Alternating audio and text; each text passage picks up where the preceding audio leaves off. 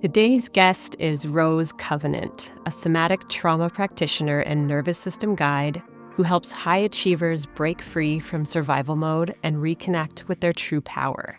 With certifications in integrative somatic trauma therapy, neuroplasticity, and energy-based techniques like EFT and TFT tapping, Rose brings a grounded, embodied approach to healing.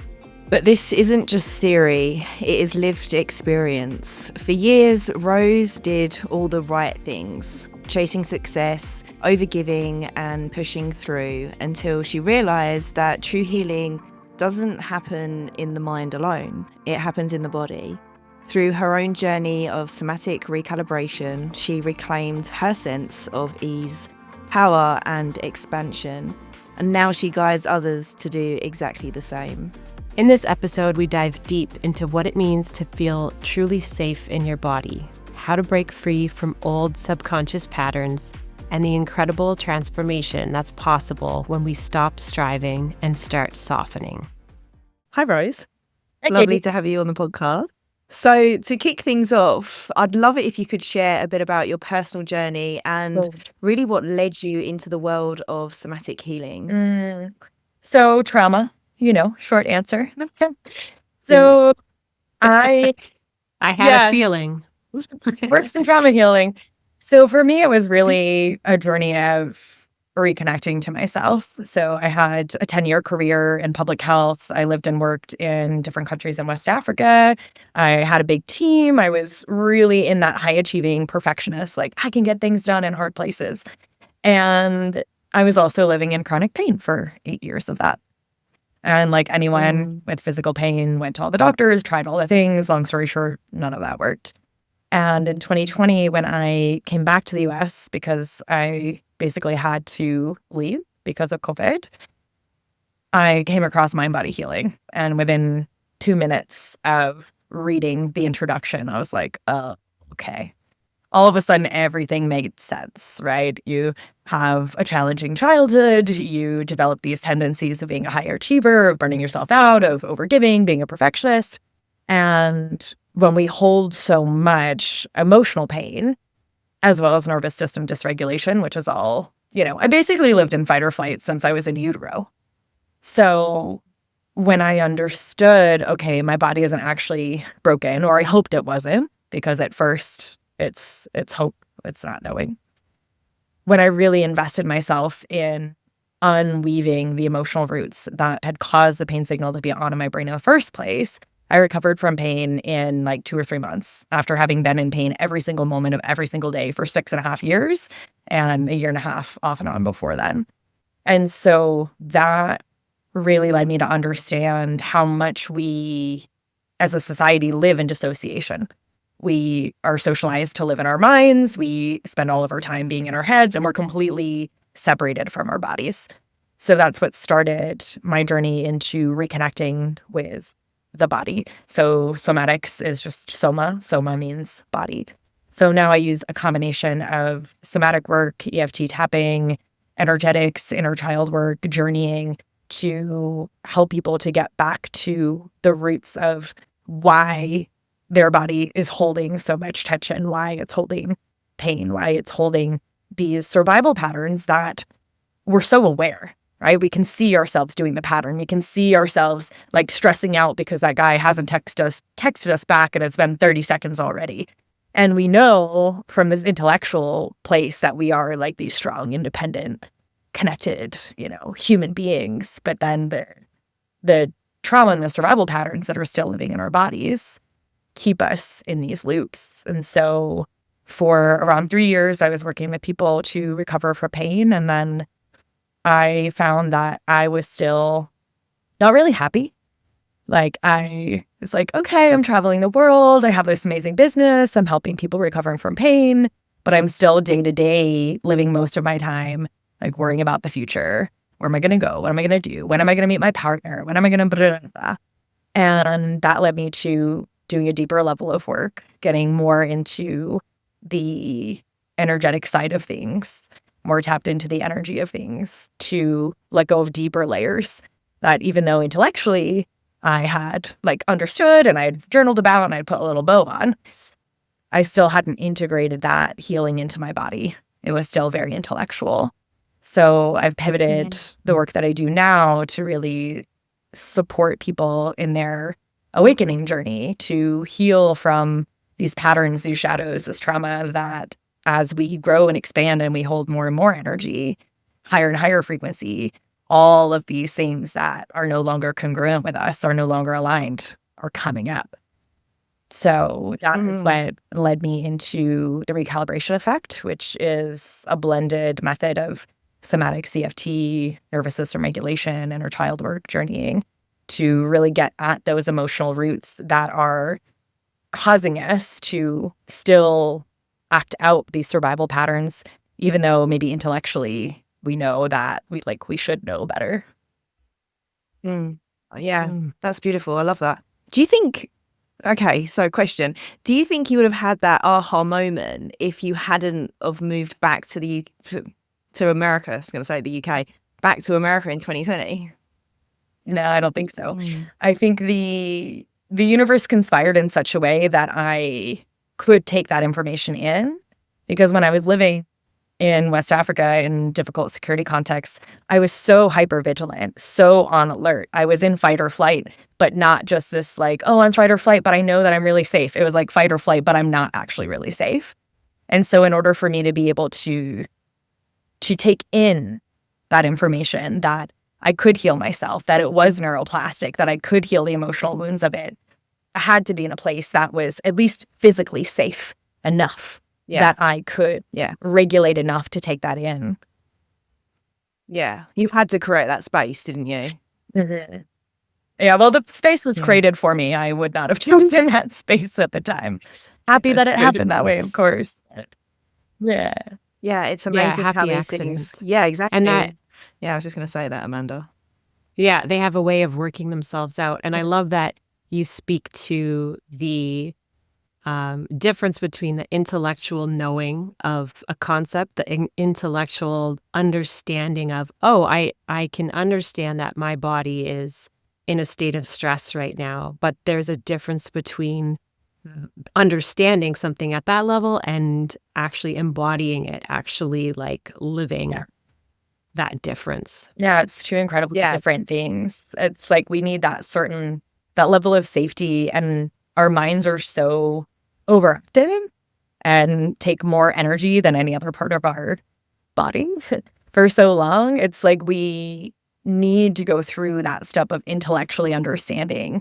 Like my background is in public health. I have a master's in public health. So when I was first reading about mind body, it was like, but show me the peer-reviewed journal articles though. Like I want, show me the science, show me the proof. And a big theme for me in this whole journey is like when you go far enough around in the science and the peer-reviewed journal articles, you get to quantum physics. And that's where you meet the woo.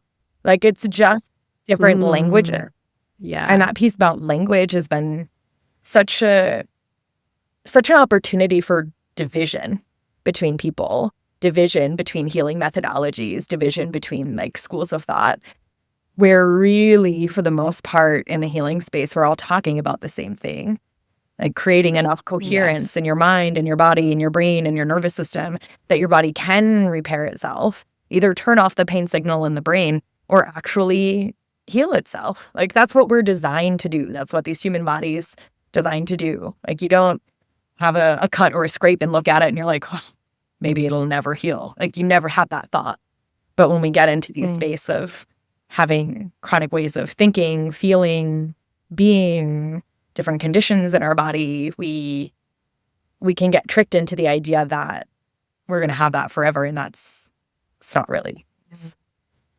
Yeah, and it's always classed as woohoo until there's science to back it up, but it's just funny that the science is actually catching up now and backing it up. So well, I think it's helpful to realize as well, like science is iterative. It is based on experimentation, and the things that are allowed to be experimented upon are what's in vogue. And some 100 years ago, like what was in vogue was leeches or like, you know, cocaine and Coca-Cola, and that was prescribed. And so if we get so attached to what can science explain at this moment, We're becoming overly attached to like what are the fads? What are the scientists allowed to study? What are the tools that they have available? And as you said, in this day and age, we're getting more and more into that quantum physics realm, into the consciousness realm of entanglement, like, oh, everything's connected. But actually, not just in this kind of, woo-woo way. And even having the division between like what's science and what's alternative, what's woo-woo. It's just this label to delegitimize things that people have known for thousands and thousands of years. Yeah. And I find it so funny that, like you said, there's so many people arguing, but essentially they're saying the same things, just using different language. That kind of brings me to the concept of spirituality on this healing journey. But I think if you read enough, whether it's in the realm of health, neuroplasticity, spirituality, religion, if you take in enough information, you start to see the patterns and start to see that we're all really talking about the same thing here, but we're arguing over the language involved. I couldn't agree more. I literally couldn't agree more with that. Especially when it comes to religion. When I spent that month in India in November, it really became apparent then how it's all linked together, especially when you talk about religion and you're kind of in that environment. It's just, it's just amazing and super like aha moments all the time. Yeah, so it's ultimately, the way I look at healing is we're ultimately just coming back to our truth. And when we're in our truth, like my truth doesn't have to be exactly what your truth is, but our truth is conditioned through all of the lens and the language that we've grown up with, and all of that is fine, like whatever path that is. And when we're in a place of alignment, coherence within ourselves, then naturally we come to this place of peace and connectedness and happiness. A huge theme for me in the last few years and in my work is around happiness and shifting our concept of happiness. Like as high achievers, a lot of people will think like, oh, happiness is this dopamine hit that I get when I like, oh, I had that goal, I got the goal. All right, it's been 30 seconds, so I'm going to go ahead and get back to beating myself up now because that's my baseline. And really, happiness is our birthright. And happiness is the state of gentle connectedness, of peacefulness, of being present. And when we can undo all of the conditioning and the wounding that keeps us out of presence, we can actually be here in this earthly experience, which is what we came for. We didn't come into this earthly experience to be like constantly worrying about some made up future or ruminating about our version of what we think the past was. Like one of the super cool things about memory is that when we remember something, we don't remember the event, we remember the last time we remembered it. So it's like this game of telephone that we're playing with ourselves that's filtered through how we're feeling when we remember it. I just came across reading Letting Go, The Pathway of Surrender. One of the interesting brain things is that our brain doesn't file by category, it files by emotion and degree of emotion. So when we look at healing as we've accumulated all of this dense emotional stuff and aversion to the high emotional stuff, because we're also conditioned to not allow joy or to not trust joy and happiness.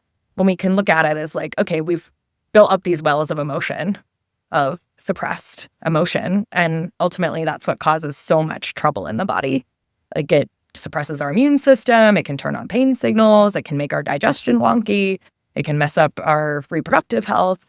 If we can look at it through a lens of, okay, through natural is a stretch, through the conditioning and the experiences that I've had, every human is carrying around these different buckets of denser emotions and some amount of conditioning of like, I have to earn happiness, or it's not safe for me to be happy, or, oh, maybe I'll be happy until the next shoe drops.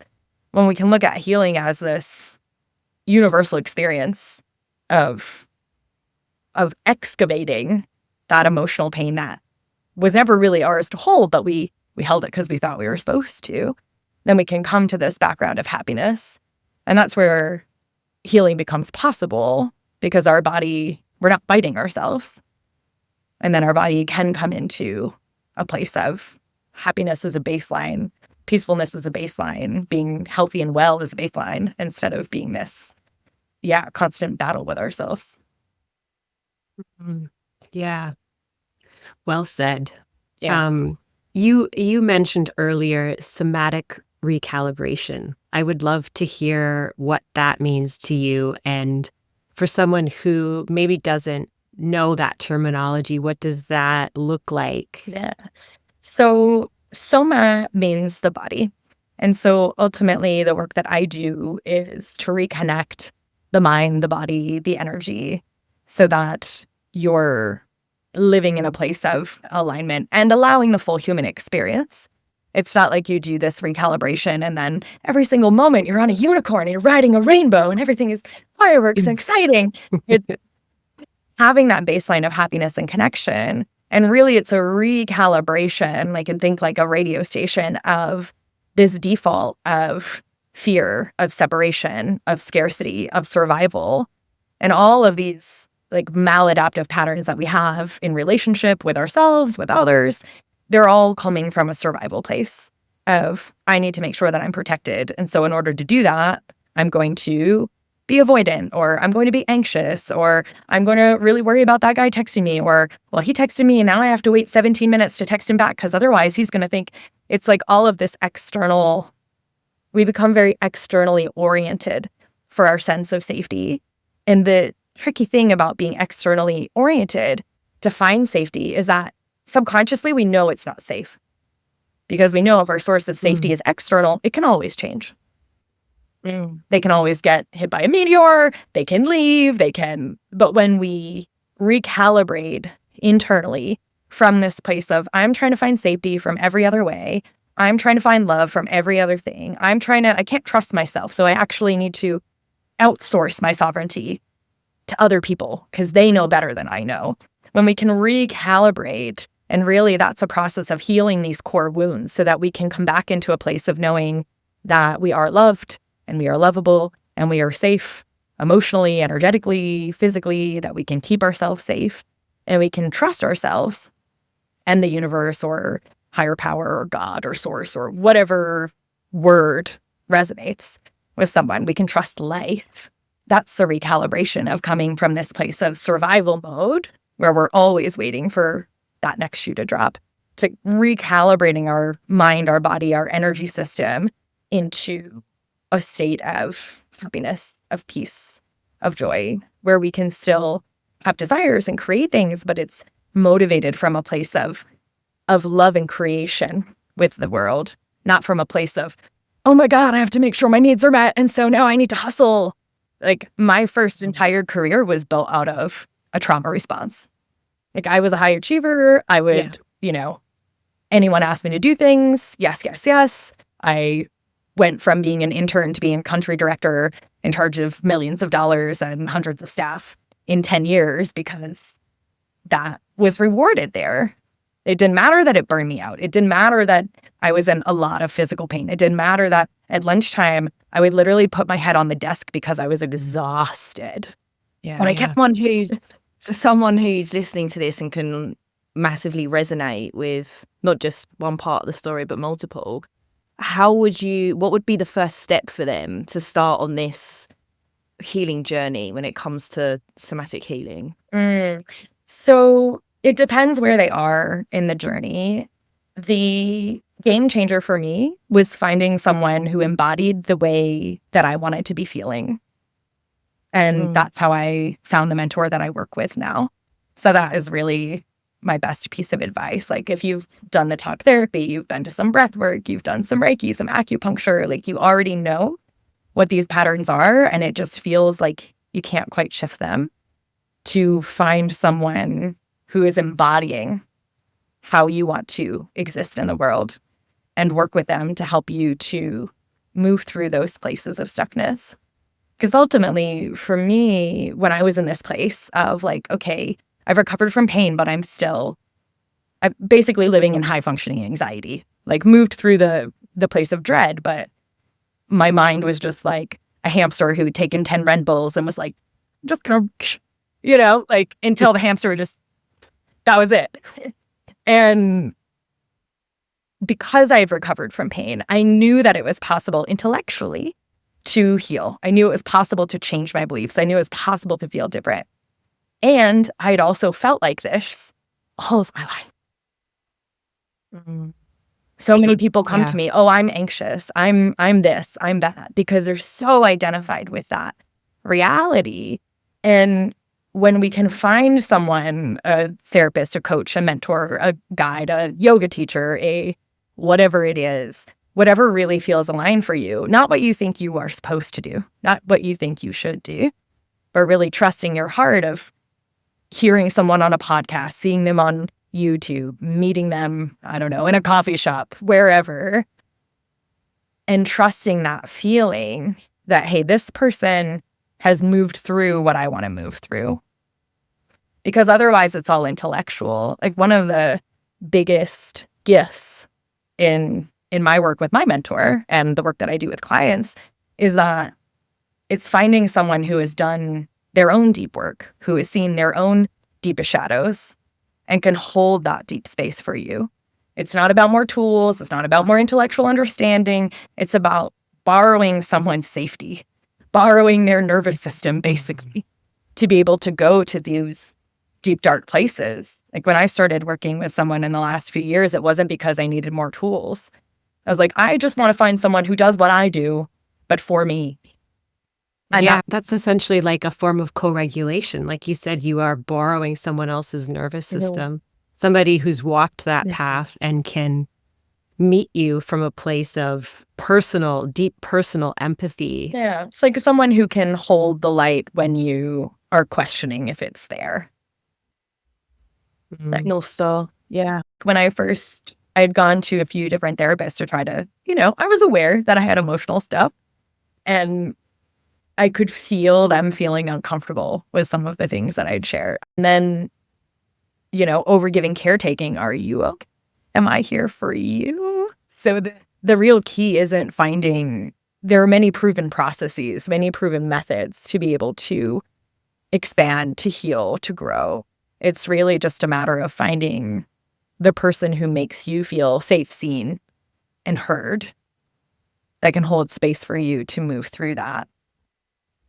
I'm curious to know if you have any tricks that you can pass on to the audience for knowing when something feels like truth in your body. Because for me, this is something I've learned over the last few years, that if I'm in deep resonance with what someone is saying and something feels like truth, I'll get like goosebumps or like full body tingles. And it's like a confirmation for me that it's landing deep within. Do you have any tricks that or like cues that you follow? Yeah, for me, if it's a question of if something is on alignment or not, I will put my hand on my heart and breathe for 3 minutes, or even just a few breaths is better than nothing.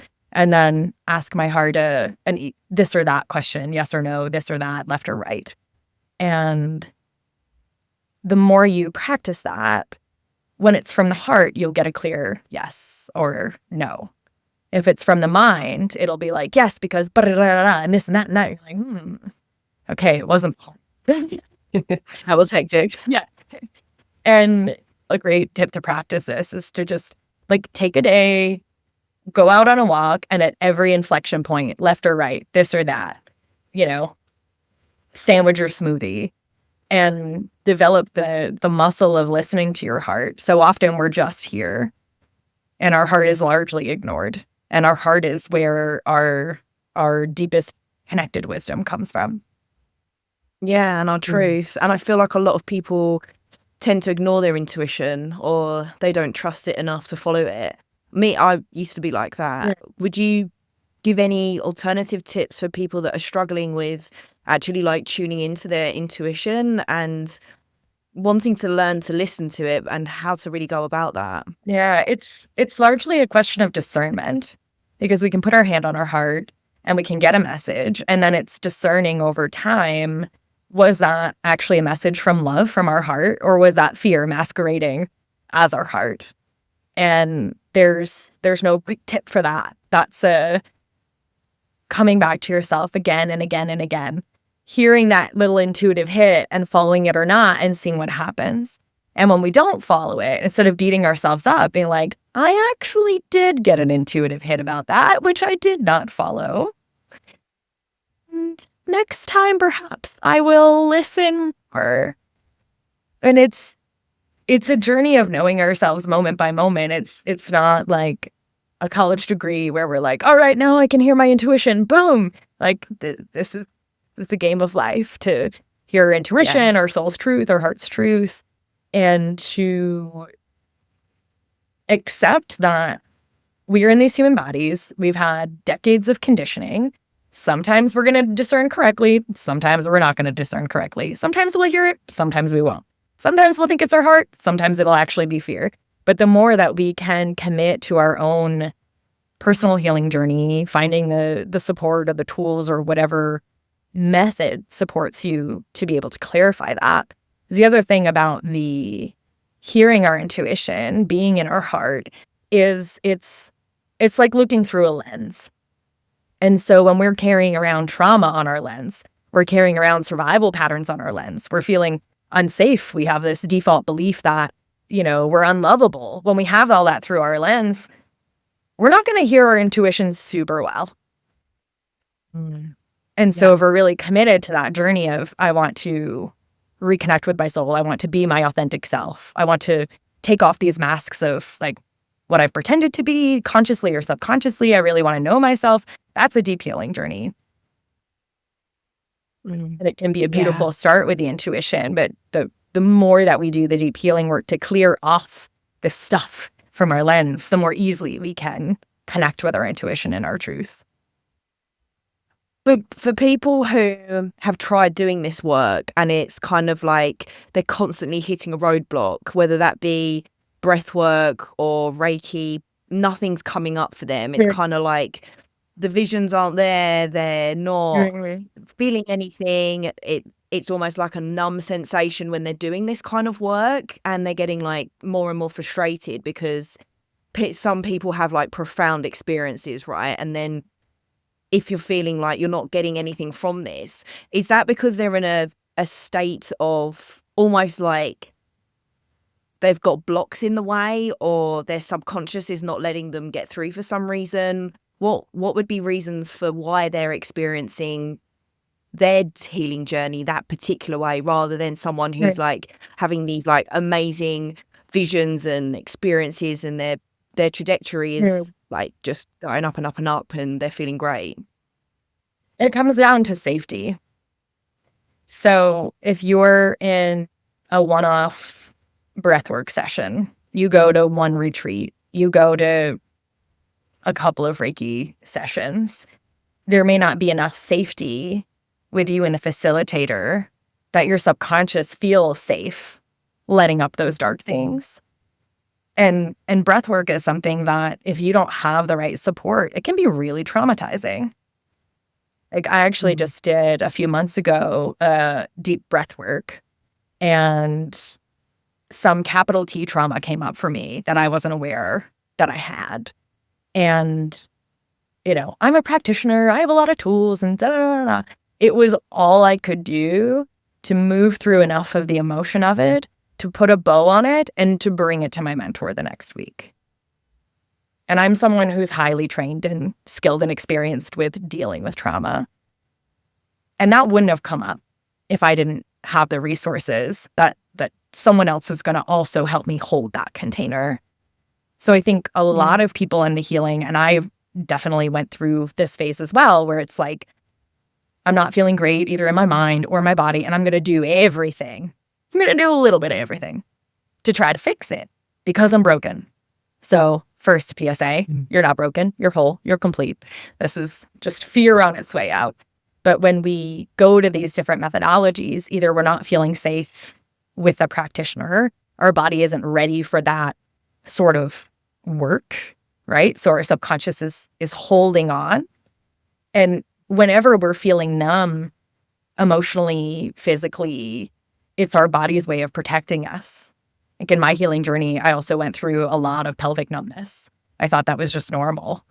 Like, oh yeah, numbness. That's just for the first, 30 years of my life. Okay, not so normal. But it's our body's way of protecting us. So if someone's coming up against that roadblock where they're trying all these different things, ask them where they feel safe. Like, where do you feel safe? Where do you feel seen? Can you find someone that can hold the space for you, also in a long enough container? Because I don't offer one-off sessions because it's not in integrity for me to go into someone's, journey. Maybe we bring up their deepest, darkest. We don't know what's going to come up. You never know what's going to come up when you come into the body. Maybe it's a big trauma. Maybe it's nothing. But then to say, okay, good luck. See you later. Right. My healing containers are 6 months long because first it takes however much time it takes for that person to come into a place of feeling safe in their mind and their body and their energy, not just with me, but with themselves. All of these things that are suppressed, they're suppressed out of consciousness because our mind fears that if they come into consciousness, they'll overwhelm the system. And so instead of trying to immediately go to your deepest, darkest thing, find that place where you're actually feeling safe, where you can come back into feeling sensations. When I first started doing this work, the idea of like, just put my hand on my heart and ask for a message, I'd be like, what are you even talking about? Like, it deeply did not make any sense because I was so disembodied. I was so disconnected from my body because of body trauma. It didn't feel safe in my body. So my brain was like, got it. Pulling it up here. The only thing we feel down there is numbness and pain. All right. Like, that was a great survival mechanism. Not the way that I wanted to continue living. So yeah, it's about finding that safety in a container where you can trust that you'll be supported with whatever comes up. Yeah. And allowing people to know that it's a step-by-step process, right? And having that expectation, because it's not something that is a quick fix, like you said before. And just giving yourself that self-compassion is super important during this journey too. I think a lot of people just have low patience and don't actually realize how long this can take. So then they just take that as a negative as well and a setback, when really just these tiny little small steps that they take regularly and consistently brings the bigger picture to fruition. And it depends as well on what you're moving through, what your experiences are, what your nervous system resilience is. When I was recovering from pain, I recovered from pain in 2 or 3 months. I had my first moment of no pain after 5 weeks, and I was like, oh my God, it works. This helps. After 2 to 3 months, I was pain-free. And then I had 8 weeks of the most crazy, intense anxiety that I didn't know that could be an experience. It was just like this dread for days and days and days. I knew that because of what I knew about mind-body healing, that this was a symptom substitution. But at the time, it was like, and then it's always a question, right? It's like some people do this sort of healing, growth, personal development work. Their body has forced them, or their mind has forced them through anxiety, depression, GI issues, migraines, whatever, to do this work. Or maybe it's an emotional dark night of the soul. And for some people, they want to climb the mountain enough where they feel a bit better. The sensation is gone. That's it. And then for other people, it becomes this journey of ascension, this journey of, I want to know my soul. I want to live in presence. I want to live from a place of feeling connected and love in my heart and actually present and hearing my intuition. And that's bigger hike up the mountain. And there's no right or wrong where someone wants to go, but it's also finding the right support. Like for me, I had gotten to the middle of the mountain, or wherever the mountain is, of like, okay, the sensation is gone, but I don't want to feel like this. Like, I don't want to feel like this for the next 50, 60, 70 years. And a lot of the people that I tried to find were people who had also gone to the middle of the mountain. I'm like, well, who's fucked up that thing? Like, who's actually feeling happy and secure and in trust and in love? Like, that's really where the coaching or the mentorship or the teaching comes in. It's finding someone who has gone to another depth, Not that it's better or they're ahead or they're higher or you're behind, but finding that depth of embodiment, however far someone wants to go in their journey. Like maybe they just want the resolution of symptoms and then they're happy living their life the way it is. And that's also great. For me, that wasn't it. I started going up the mountain and I was like, the top of this thing, I'm still not at the top. Just spoiler alert. Like we're still going. This is a life journey. Yeah. And what you described a bit earlier is what me and Amanda talk about a lot. And that is that healing isn't a linear journey. Sure. You know, like you said, you went through this chapter of having no pain and overcoming that. But then you had this severe anxiety installed. And it's like knowing that that isn't a setback. It's just part of the process is also, I think, something that's super important for people to be aware of, because a lot of people would just think, that's it, I failed, I'm throwing in the towel, and then reverting back to this like all or nothing mindset that we speak about a lot. But actually it's taking a step back and learning to trust yourself, like you say, and knowing that this is just another chapter in the journey and they're going to come out the other side even a more confident, a stronger person. It's just part of the beautiful process. Yeah. And it's cycles of rebirth. I think that's when we start the healing journey, however we, define the start and stop of that, it usually comes from a place of I feel broken and someone else has to fix me now. And then it transitions to this place of, okay, these symptoms have resolved or they've mostly resolved, or now I'm actually seeing them as the message they are. They're gone. And then, I start not listening to myself. I start overgiving. And all of a sudden my back's like, and then it's not this scary thing of, oh my God, my body's doing this thing. It's, I'm getting a message now. And what do I do with that? And that rebirth, that willingness to go into the cocoon and to become the goo and to face the shadows and then come out a butterfly and then live as that butterfly. And then, more shadows back in the chrysalis. Like, in my life, in my experience, it's a beautiful journey. It's an intense journey. It's a beautiful and intense way to be, but it's also allowed me and allows the people that I work with to step into versions of themselves that, like, I didn't think it was possible that I would be this happy or present or connected, or be in a romantic relationship where I'm not behind a mask. I'm not filtering everything I say because I want to make sure that he likes me. I want to make sure that he doesn't leave me, because if he leaves, then, it is a deep journey and it is intent to work through the things that we're still holding. And there's so many benefits. I'm sure you both see that in your lives, all of the beautiful things totally unrelated to health that come through as we embark on this journey of like becoming more one with ourselves. Yeah, and I think so many tend to start on this journey for the physical benefits to begin with, because our symptoms tend to manifest in the physical first. We notice this, dysfunction in our body through pain or illness, and maybe that's where we start out. That's where we started addressing these things. But as we start peeling back those layers and we come into the nervous system work and the emotional healing, it's like, not only do we see that connection between everything, but I kind of visualize it like a spiral where it's not a linear path. It's we're coming around and we're doing revolutions and we're revisiting these things.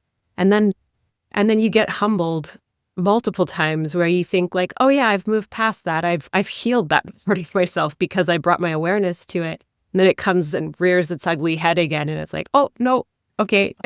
Yeah, I think that's part of the journey of life. It's like, as we excavate those wells of emotion, like at first there's so much. And then we're getting into that being a somatic sommelier where we're really in touch with our bodies, that we're really noticing what comes up. And the more that we're deeply in touch, the quicker we catch it. We're not just like, I've been irritated for 5 days and it's your fault. You're like, I've been irritated for half an hour. interesting. Like, what is that? And that's an opportunity also for us to step into our own sovereignty of taking responsibility for our health, our well-being, our happiness, how we feel. It's so easy. Oh, easy. Like, even today, right? It's so easy for me to look at my partner and be like, this is your fault. I'm like, okay, is it though? Yeah, it's a refinement, a mastery. Taking accountability. That brings up the question of triggers. That's an interesting thing, because I think that it maybe in the beginning can be really easy to identify a trigger and then avoid the trigger and think like, okay, I'm good now. I'm just going to not do that thing, push that button, eat that food, whatever the trigger may be. What's your thoughts on triggers? Oh, triggers. So maybe making a distinction between those sort of physical triggers of, food, physical activity, and the emotional triggers. So the first thing around the physical triggers in my journey and when I was helping people recover from pain is it's great to identify them. And it's perfectly fine to avoid them in the beginning. That's okay. But then we have this long list of things emotionally as well, like this long list of things that we're avoiding that we can't do. And that becomes very limiting and very self-enforcing because then we have fear about it. Like, I'll be happy as long as, none of these things happen. I don't sit in a chair. I don't have a glass of wine. My boyfriend doesn't leave the house, so he can't see another woman. And then, boom, healed, right? Happiness.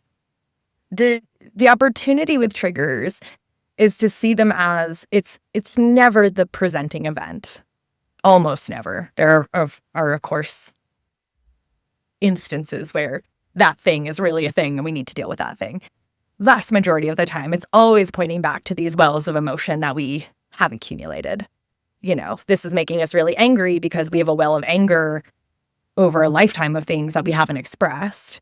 And so we have a trigger of someone cutting us off in traffic and we're like, it's not the person in traffic. That doesn't even matter. It's just our mind using that experience as an opportunity to be in touch with this anger that is otherwise suppressed. Same for all of these difficult, grief, anger, sadness, guilt, shame. We keep all of these things. And so when we're looking at triggers, it's okay to avoid them sometimes, but for that to become a conscious thing of, okay, it's not really that I can't do these things. It could be, I don't have the bandwidth to hold my energy and my knowing and my truth to deal with this trigger right now. Like, one day I will, that day is not today, and that's okay. It doesn't have to be, if you've been dealing with a physical thing and you're like, well, I know I should be able to run, and today I'm putting on my shoes and I'm running even though I feel like crap. Well, if your heart says yes, sure. But just to make yourself do it because it's a trigger is just creating more unsafety in your body.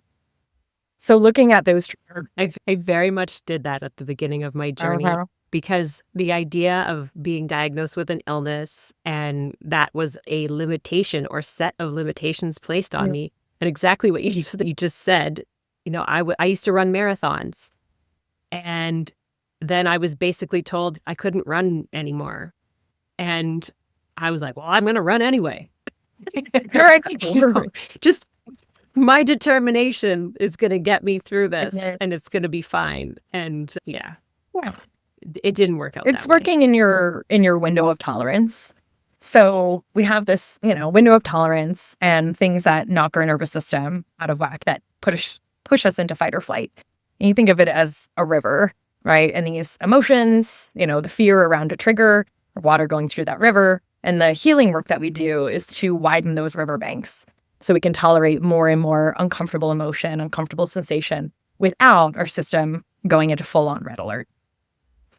And so finding that balance, and it's different for everyone, of what feels safe but edgy to work with a trigger, but not pushing yourself so far where you're torturing yourself, because then you're reinforcing that feeling of, I can't trust myself, I won't keep myself safe.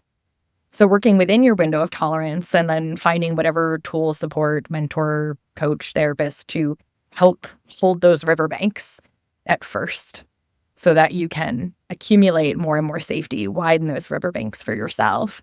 Then those triggers will dissolve. And a big piece of that in my own healing journey and with clients is getting back to the very roots of those core emotional wounds that ultimately always boil down to fear, but feeling unloved or like love is conditional or not reliable, feeling unsafe emotionally, physically, energetically, spiritually, however, and around trust, around self-trust. Like when we can heal those core wounds, then the triggers naturally dissolve. And it's not something that we're trying to constantly like titrate and overcome and manage and work around, but it's something that's not arising. And then we get to the place where we have so much safety within ourselves. When a trigger comes up, even if the emotion is really unpleasant, we have a deep knowing that it's okay. Even if the physical sensation is really unpleasant, we have a deep knowing that it's okay and that we'll move through it. And that allows the emotional energy to move through and out of our bodies instead of repressing it back down because it doesn't feel tolerable. And we can also almost like reverse engineer this, right? And have these pools of emotions that we've created earlier on in our lives. And then we almost like manifest situations in the future to almost like self-sabotage and self-harm because that's our comfort blanket, right? And knowing how to like unlearn that is, again, probably something that you work on quite heavily, right? As part of the journey. Yeah, the urge to stay in what's familiar. Our brain does not like change. Even if the status quo is not great, even if it doesn't feel good, your brain knows what it is. And so mustering the courage to continue that cycle of healing, continue that rebirthing, continue to dissolve that armor, because that's what it is. All of these, whether it's physical sensations, emotional sensations, patterns of thought, patterns of behavior that are trying to protect us, it's all this armor that we've put on, and now it's just heavy. And we're living in this constant heaviness. So to be able to come to a place where we're peeling off the armor in a way that feels safe to us, we're not just trying to like rip it off. That's uncomfortable. Your nervous system will not deal with that. Like you have to go at the pace that feels safe and comfortable in your body. And if you try to push it too far, too fast, you just end up in this like, right? You're reeling from that experience. You're like, put all the armor back on. Never mind. I don't want to take it off. Yeah, because you feel vulnerable, right? Yeah. I'm curious, how do you navigate that with your clientele? Because I know that you work with a lot of high achievers, high performers. So I imagine that patience in the healing process is not something that comes naturally to your clientele a lot of the time. And maybe they do want to just, let's rip this off like a Band-Aid. Let's do this as fast as possible. How do you navigate that? The way that's as fast as possible is the way that feels safe with your system. And if we meet with resistance, which happens, sitting with that resistance is going to create more safety and is ultimately going to make the journey much faster. If we try to push into something where your body is saying no, your heart is saying no, but your mind is like, no, we have to go there now. First of all, your subconscious is not going to allow you access. So it's sort of a self-protecting mechanism. But when you understand, like, if we try to rip that armor immediately, that vulnerability feeling is just going to make whatever patterns of thoughts, feelings, protective behavior, symptoms worse. Because your body, your mind are going to feel unsafe. And so the objective, if you will, of healing is to bring so much love, so much safety, so much trust, so much connection in your system that naturally that armor can come off in pieces. And the shifts are fast. Like I mentioned, when I was recovering from pain, I had my first pain-free moment in 5 weeks. I was pain-free in 2 to 3 months. So it's not like it takes that long, especially with physical symptoms for me are often the easiest things to help people move through once they're willing to let go of the identity of holding this.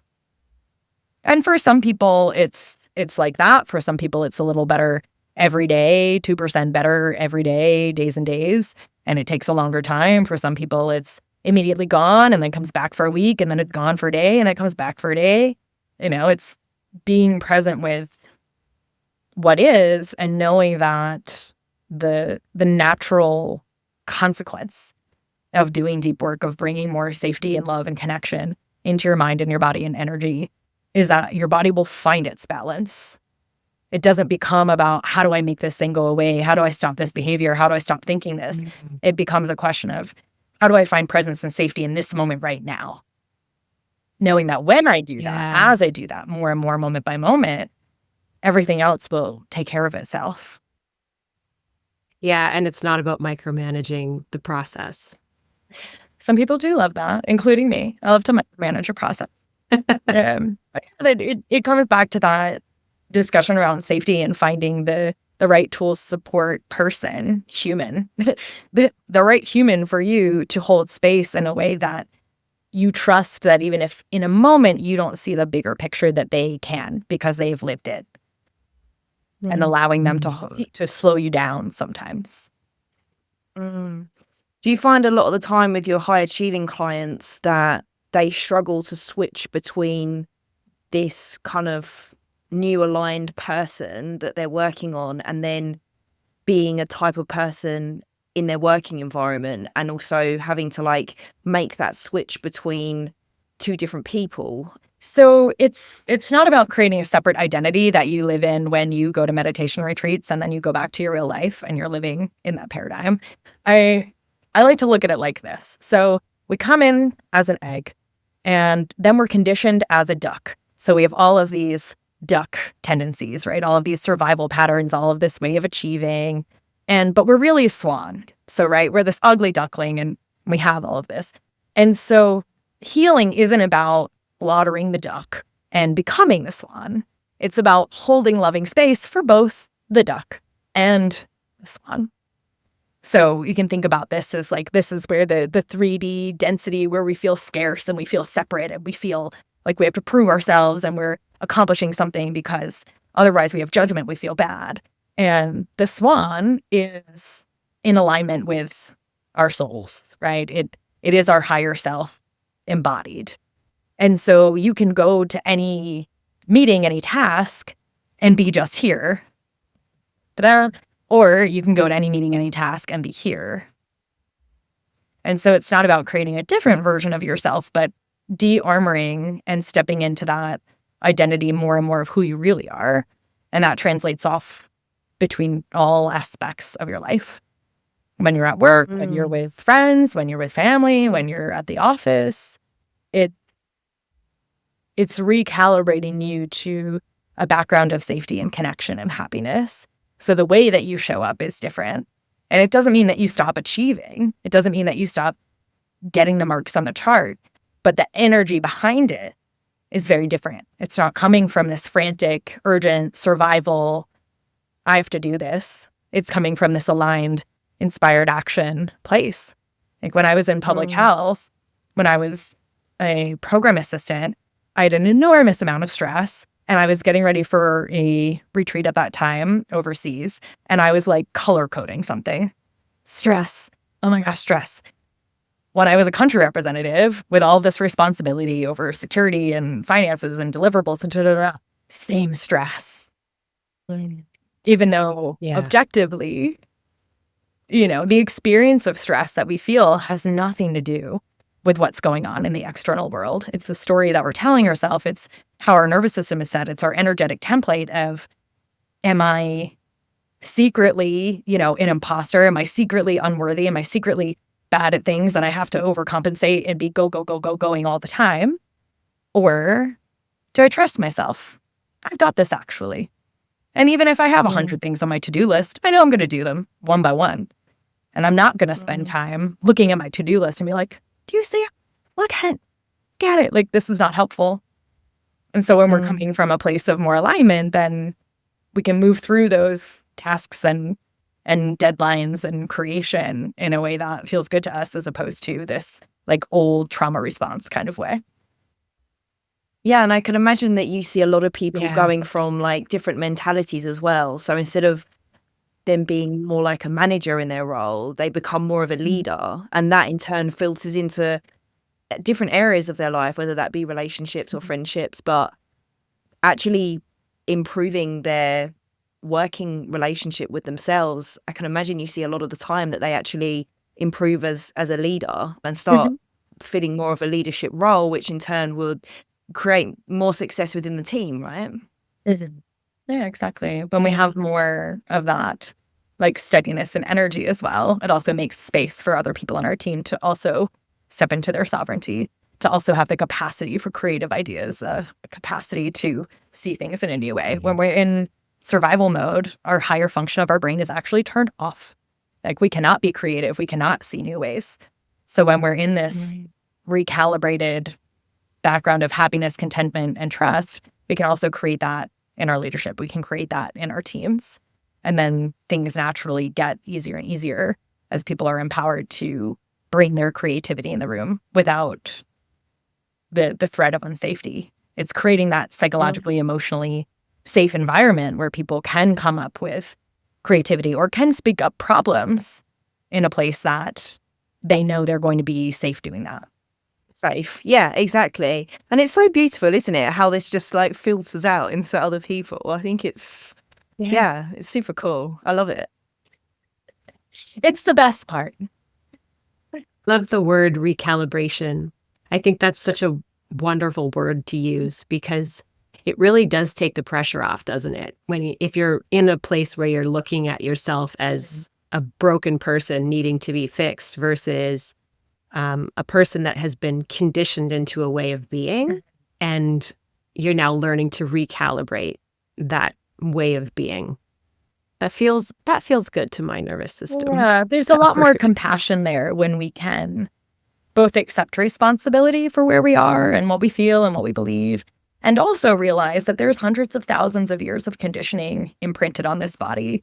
There's the experience of generations that have filtered down to us. And yes, it's our responsibility to now hold that and create the version of ourselves and our lives and our leadership that we want. But we didn't put all that stuff in those wells.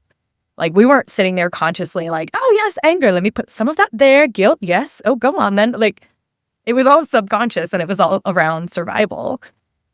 And that can give us this deep compassion for everyone in a human experience because everyone's doing the best that they can all the time with the tools, information, energy that they have.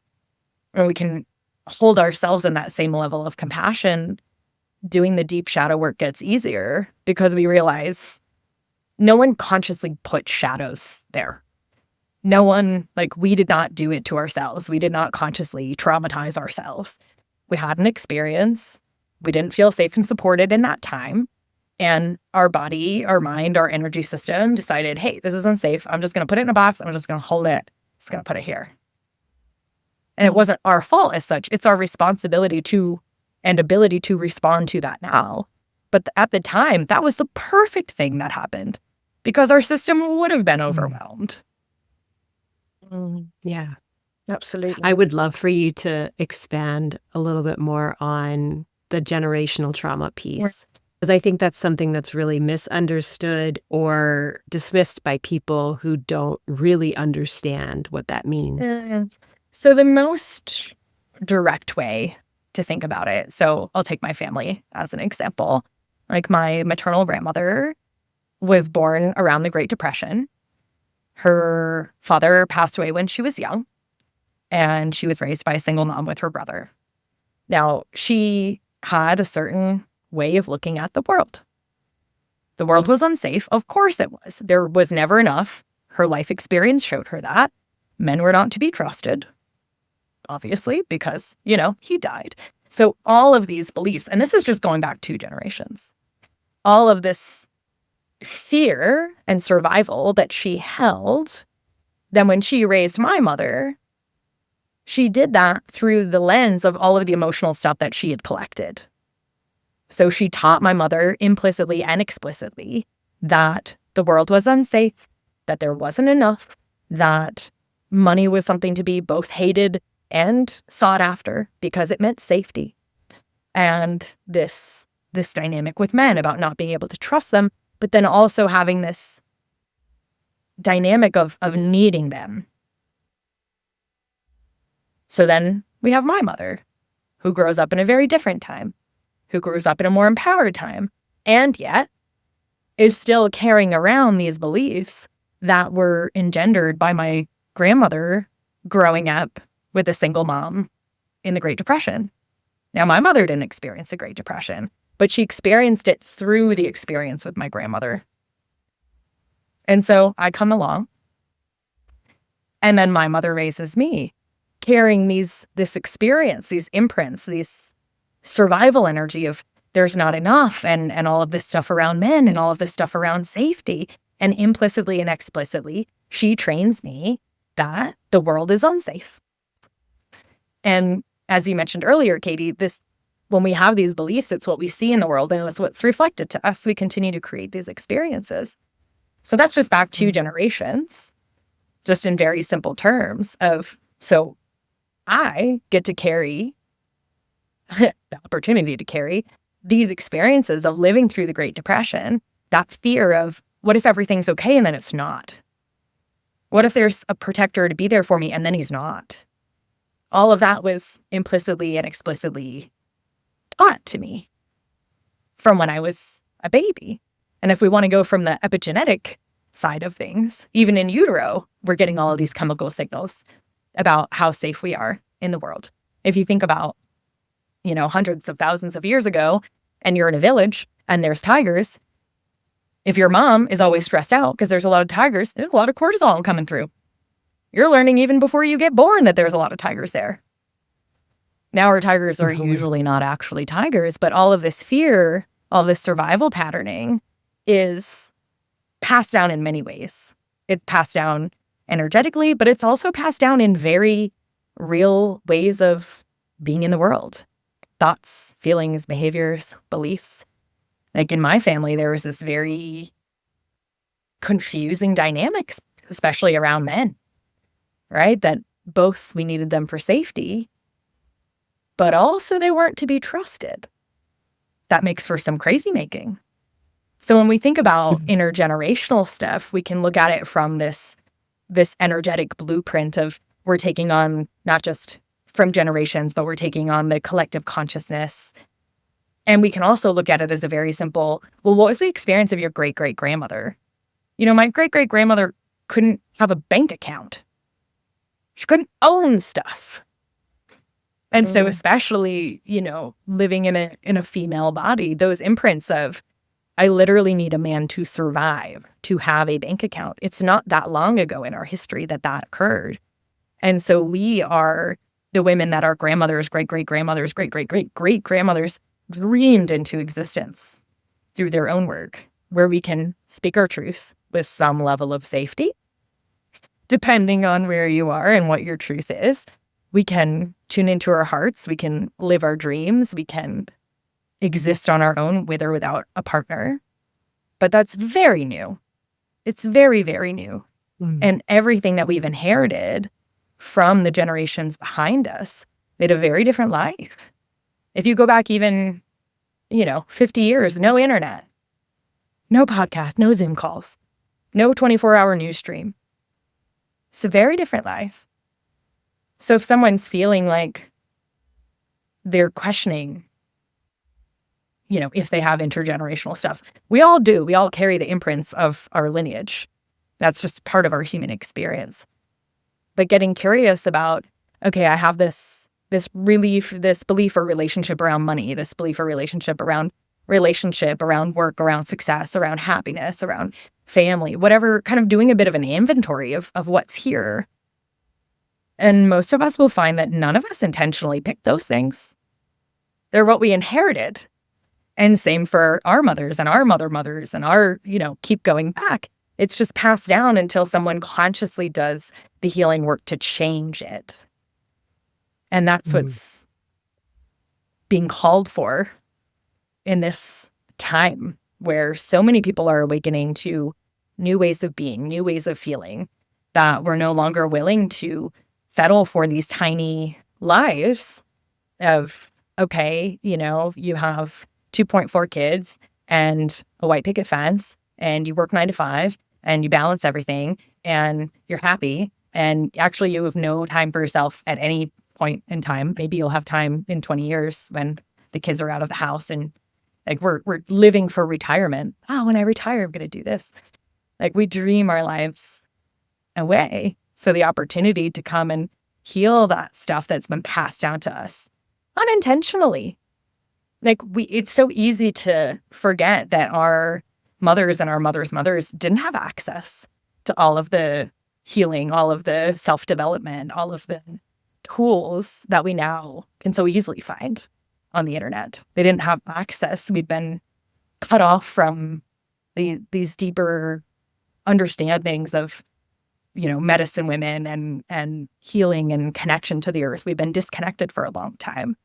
So now that we have the opportunity to be more connected to ourselves, more connected to the earth, this is when we get to clear out, heal through that intergenerational stuff so that when we look down and see our basket of beliefs and how we act in the world, how we behave in the world, these are things we consciously choose, not things that we were using as hand-me-downs from our great grandmoms.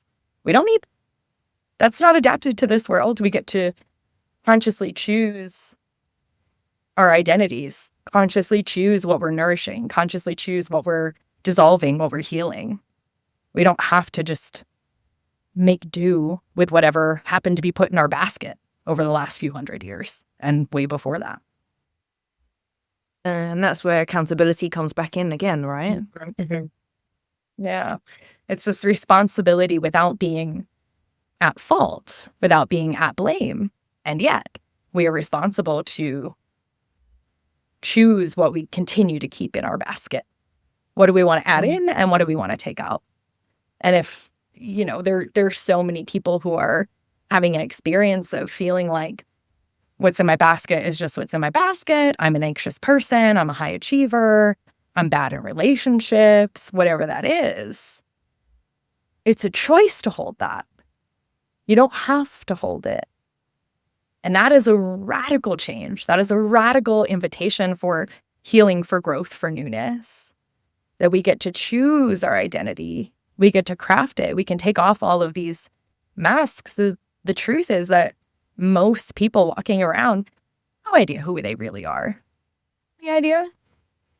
I was conditioned to be, a high achiever and showing up, and ultimately didn't give me the happiness that I thought it would. I thought I would get the country director title. That was my objective for 10 years, become a country director. I did that, and that's when I started putting my head on the table at lunch because I was exhausted. So that identity piece is so powerful, and that's one of the stickiest things that we are conditioned to think we can't change. But we can.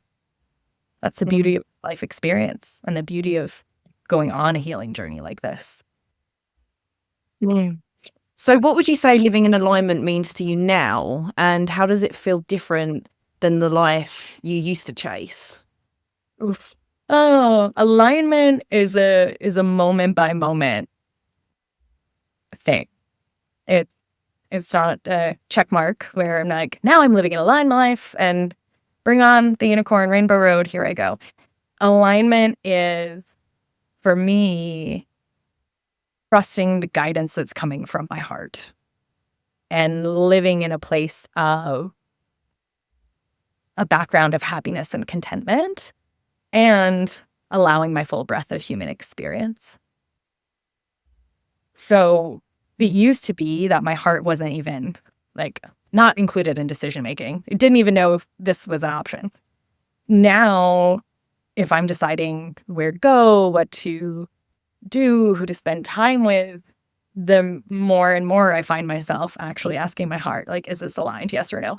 And let me tell you what, oftentimes we don't want to ask our heart because we don't actually want to know. We want to do the thing that we intellectually think is the thing. So for me, it's a journey of a moment by moment journey of being in trust with myself and my heart that I actually do know, that I know what's best for me, that I know what I want. Or I know that I'm tired and I'm cranky and I need a nap. This thing is offline, can't reach it. Nap, snack, sleep. Don't make any big decisions. If I can't hear her, it's not a big decision day. And that's okay. The life that I was chasing before was, I thought that when I was married, and I've been married twice, when I was married and I was a country director, then I would be happy. No time before that, obviously, because that wasn't enough. But I would be happy then. I had a specific salary figure. I thought, okay, when I pass 6 figures, then happiness. Boom, done. And it was something that I ended up towards the end of my career in public health feeling really jaded, feeling really disillusioned, feeling like on the one hand, I was proud and am still proud of the work that I did to support people in their health, but it was not enough. It was not enough. Like going into a village and providing family planning and mosquito nets wasn't enough. I didn't come with roads. I didn't come with food and agriculture. I didn't come with jobs. I just came with these things, which were helpful, but it wasn't enough. And it hurt my heart. Like the amount of human suffering that I was witnessing that I felt helpless to do anything about. But it was what I was supposed to be doing. And so I did it anyway, even though it was hurting my heart. And so now do things that hurt my heart anymore, as much as I can. I try to listen to that guidance, and I notice when I do and when I don't. And I give myself compassion in the moments when I do, most of the time. Most of the time. So yeah, it's really trusting myself, trusting the universe. It's easy in our day and age to get spun up in the mental place about, okay, what's going to happen? Like I'm a digital nomad. I travel full time. I'm an entrepreneur. I work with clients. There's no safety net back there. There's no, like, no one's coming to save me. And being in alignment also means being in my own calibration of safety and love and trust. And do I have moments when I'm in scarcity and fear and getting all worked up mentally? Of course I do. I'm still a human. But it's bringing myself back and discerning and noticing when I'm in alignment. And you could tell, because for me, when I'm out of alignment, that hamster wheel in my mind, he's like, oh, I took a red pill. Like, oh my gosh, what's going on up there? Okay. He's got his little mitts on the Red Bulls and he's going for it. And sometimes I can drop myself back into my body. I can recalibrate my energy in that moment and come back to the truth of who I am. And sometimes I'm like, that hamster has had 6 Red Bulls. I'm tired. I'm going to watch a couple movies and go to bed and just let the hamster ride it out, because you can't fight the hamster. Once he's had 6 Red Bulls, there's no use. It's having the compassion of realizing when in those moments where I'm knocked off, if in that moment I can't quite bring myself back, it's okay. I can be out for a couple of hours for a day. And I know that I think the biggest difference is knowing that I will get back to alignment.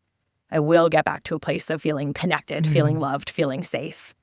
Even if in a moment my brain is like, nope, it's impossible. I'm like, I know you're lying to me, actually. That's the biggest change. I love that. That's beautiful, isn't it? Really. Yeah, having that, to be in choice and to be able to witness those hamster thoughts and not necessarily follow them for days and weeks and months, I think is the biggest gift. Because I still have fear thoughts that come up, scarcity thoughts, old patterns that reemerge. I think that we all do, but it's great to be able to recognize them and not completely like commit to them. Like, okay, we're going down this path again. Yeah, to identify with them. I think that's the shift. It's going from a place of, I am an anxious person. I am a jealous person. I am a reactive person, to, oh, I'm noticing jealousy here. Oh, I'm noticing fear here. And then following up with, okay, do I have the bandwidth to sit with this right now? And if it's yes, work through it, breathe through it, allow it through. And if it's no, like, I know this is here. I'm going with containment. I'm putting it in a box. I'm putting it on the shelf, but I'm coming back when I have the bandwidth, tools, and support to do that. It's not shoving it in the corner forever. It's allowing yourself to be, again, at choice, to create that safety, to work through. I'm just practicing this over and over and over again. And also living in fulfillment must just be so liberating for you. And I think a lot of people will be able to resonate with that. Being their North Star and being in that place is really what they want. So seeing you as a role model is just, I just think it's beautiful. That in the moment, or to say, okay, this is not the moment. I'm going to put this aside, but I will come back for it. Thank you. It's been a journey and continues to be. Lifetime endeavor. Yeah. If you could leave our listeners with one message about healing, what would it be? You deserve it.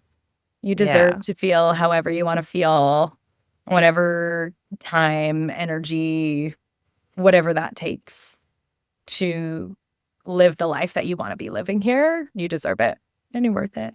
And it's possible. Yeah. That's fantastic. Thank you, Rose, so much for joining us. Thank you. It's been a pleasure.